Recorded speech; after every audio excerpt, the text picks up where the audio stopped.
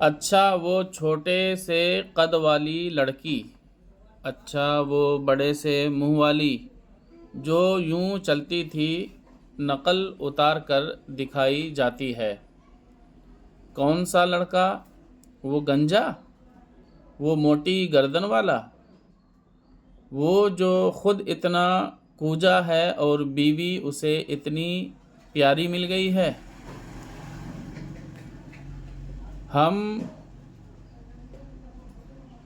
سورہ 3 کی ابتدائی آیات پڑھیں تو واضح ہوتا ہے کہ 4 چیزوں کی قسم کھا کر اللہ سبحانہ و تعالی نے فرمایا ہے کہ اس نے انسان کو حسین تخلیق کیا۔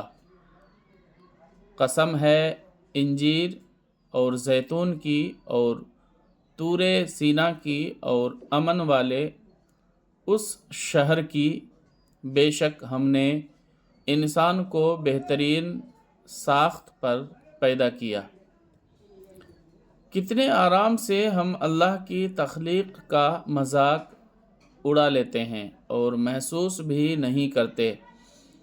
کسی کو لمبا ہونے پر باتیں سننی پڑتی ہیں تو کسی کو چھوٹا ہونے پر، کسی کا رنگ کالا، کسی کی ناک موٹی، کسی کو چہرے پر دانے نکل آئیں تو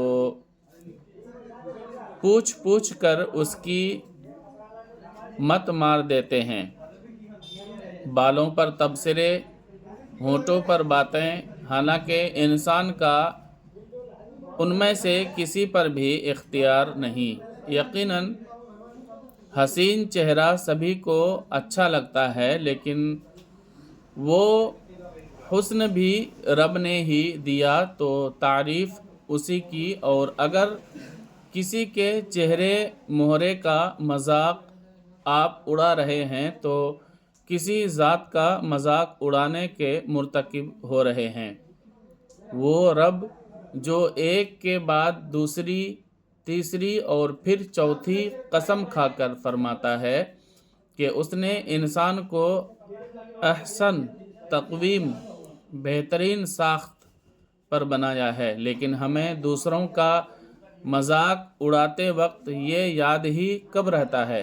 یہاں ایک بات اور قابل ذکر ہے کہ ہم اگر ایک دوسرے کی شکل کا مذاق نہ بھی اڑاتے ہوں تو بھی مختلف جغرافیائی علاقوں میں رہنے والوں کے لیے ہم بغیر سوچے سمجھے ایسے الفاظ ادا کر دیتے ہیں۔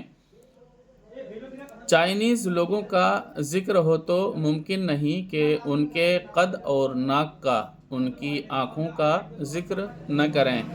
عموماً چپٹی ناک والے کہہ کر ان کی طرف اشارہ کیا جاتا ہے۔ اسی طرح افریقن لوگوں کے گھنگریالے بال، چوڑی جسامت اور بھرے ہونٹوں کو بھی حقارت کی نظر سے دیکھا جاتا ہے، حالانکہ ان کو تخلیق کرنے والا بھی وہی مصور ہے جس نے ہمیں خوبصورت بنایا۔ اے اللہ، جس طرح تو نے ہمیں باہر خوبصورت بنایا ہے، ہمارا اندر کردار بھی خوبصورت بنا دے۔